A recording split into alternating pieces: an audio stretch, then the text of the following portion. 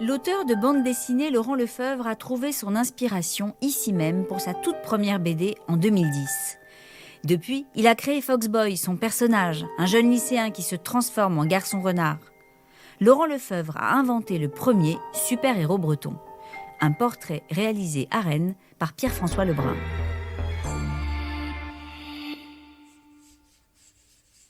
Moi, je suis d'une génération qui regardait Goldorak. L'araignée, qu'on n'appelait pas encore Spider-Man. Pourquoi est-ce qu'il y a des gamins que ça impressionne et d'autres qui préfèrent aller taper la balle dehors? C'est dur de dire, mais c'est comme si c'est le dessin qui nous choisit, en fait. Au lieu de rester le nez collé à la vitre pendant qu'il pleut dehors, qu'il n'y a rien à faire, eh ben on prend une feuille, un crayon, et puis on crée des mondes. Je trouvais que le renard était à la fois un animal très breton, et en fait, l'animal le plus international qui soit, une sorte de petit cousin du loup, de ces personnages très puissants américains avec le torse bombé. Et l'histoire de Foxboy, c'est peut-être un peu ça, c'est ces allers-retours entre l'ado un peu attardé qui fantasme, et le monde réel qui lui renvoie une claque et qui lui dit « Mais qu'est-ce que tu fais une fois que tu as enlevé ton costume ?» J'avais fait un reportage sur l'accueil des migrants en Bretagne, j'avais visité des centres d'accueil. J'ai tout de suite vu une logique de se dire comment ce personnage, ça y est, il est au pied du mur. Il se passe des actes d'hostilité envers ces migrants. Il doit se positionner. Foxboy n'aurait aucune raison d'être s'il n'y avait pas cette volonté d'être sincère et d'amener mes propres inquiétudes, réflexions. C'est plus ça, je trouve, qu'il est intéressant aujourd'hui de proposer à des adolescents.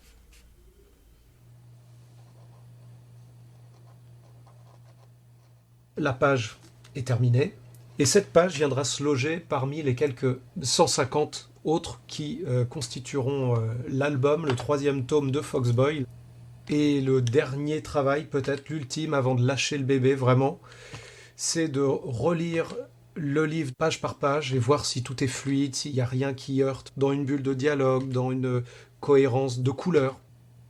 Au cinéma, le réalisateur contrôle le temps. Nous devons trouver des stratagèmes pour maintenir un temps l'attention du lecteur et de le saccader, déconstruire les cases, comme on imagine que les personnages eux-mêmes perdent pied, ressentent un vertige et tombent dans la panique, ou des ruptures, des absences de cases qui font passer d'une case à l'autre pour mieux nous amener vers la surprise et vers ce qu'on maintient.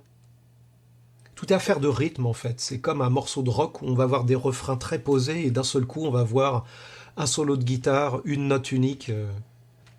Et là, je veux pas trop en montrer parce qu'il faut maintenir un petit peu de suspense.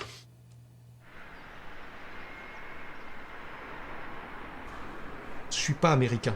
Donc je fais avec mon environnement et de le décrire avec assez d'acuité pour que celui qui va le lire, qu'il habite Rennes ou pas, sente cette authenticité du décor qui va aider à passer tout le caractère fantastique, fantasmé, que je rajoute, super pouvoir, double identité et costume.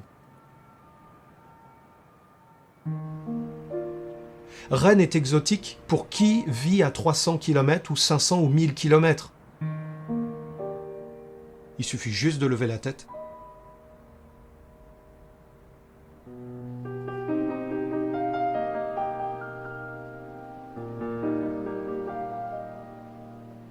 Comment ça va? Bien, bien. Ouais, je suis content de ça te fait voir. une paye. Ouais, ça fait une paye. Pour, là, pour nous deux, je crois que c'est quand même les Vikings avec Kurt Douglas, Richard Fleischer, et puis une BD dans laquelle tu as mis ce château. Ouais. T'avais oublié? Ah non, non, c'est ma première BD, Ouais. Tom et William, 2010, parce que c'est à la fois l'histoire, la vraie histoire, mais c'est aussi l'histoire vue d'un gamin avec des héros d'Hollywood. Donc c'est autant un château d'enfance et Joanne et Pierre-Louis, autant que l'histoire réelle. Donc. Et puis c'est chez nous. Attends, ça fait combien de temps qu'on ne s'est pas vu? T'avais commencé par storyboarder des séries. Oui. Que j'avais réalisées. Et après, tu as vraiment. Alors là, tu as travaillé en tant Model Maker, créer les personnages du Petit Dragon, qui était un hommage à Bruce Lee, où on a reproduit un jouet qui n'a jamais existé en silicone. Il joue le rôle de l'incarnation de Bruce Lee dans le court-métrage, et donc tu m'as fait toutes les recherches graphiques sur le personnage, sur toutes les variations de tête pour qu'on ait les expressions. Et puis sous la table basse dans le film, on a une sorte de cimetière de stars hollywoodiennes, et tu m'avais fait toutes les boîtes de ces stars disparues.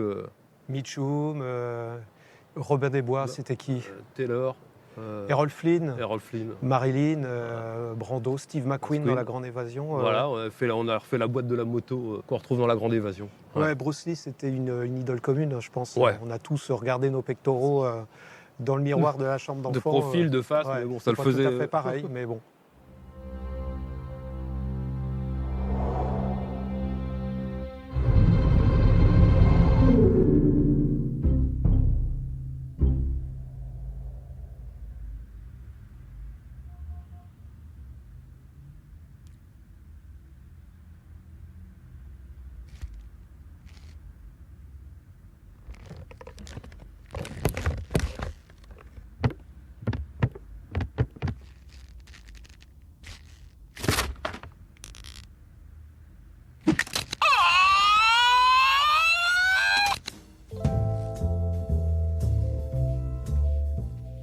Et tu peux me parler un petit peu de ton actualité? J'ai vu qu'il y avait encore une nouvelle BD qui sortait. Donc c'est plus dans mes mains, ça y est, maintenant le bébé est lâché. On emploie souvent ça quand on est créateur, le terme de gestation, d'idée, l'envie de bébé. Finalement, tout ce que les gens voient, les making-of, tout ça, c'est jamais que c'est le côté technique. On est en train d'accoucher d'un truc, mais c'est le désir d'enfant, le désir de création, il est en amont. Et là, on en revient à l'enfance, parce que c'est un rêve de gamin, le côté super-héros, quoi.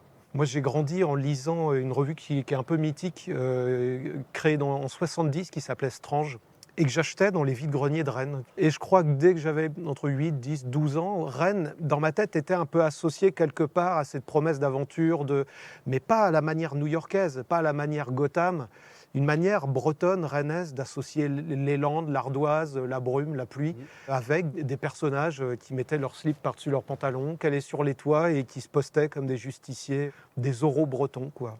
Il se trouve que mon super-héros est breton, parce que je vis à Rennes et que c'est là que j'ai un peu mes sensations, on va dire. Mais si j'habitais au Pays Basque ou dans le Berry, il déménagerait avec moi, en fait. Mais ça me plaît bien qu'il soit en Bretagne, parce que je trouve qu'il y a... Voilà, quand on dit Gotham City, de légende voilà, quand on dit Gotham, la ville de Batman, donc il y a déjà les lettres G-O-T-H qui renvoient au gothique. Mais ils n'ont pas ça, les Américains. Ils n'ont pas ce château. Ils inventent des gargouilles parce qu'ils n'en ont pas. Nous, on l'a, alors il faut l'utiliser. Et c'est un truc qui m'intéresse de faire, sans être dans la parodie du super-héros à la Super Dupont, qui est très bien, mais c'est autre chose que je cherche à faire. D'essayer d'être sincère tome après tome, et puis de voir où ça mène, quoi. Ça t'emmène à Angoulême? Cette année, oui, en tout cas. Ouais. Voilà. Ouais. Jean-Claude Duss, te pose pas de questions sur un malentendu, fonce, voilà.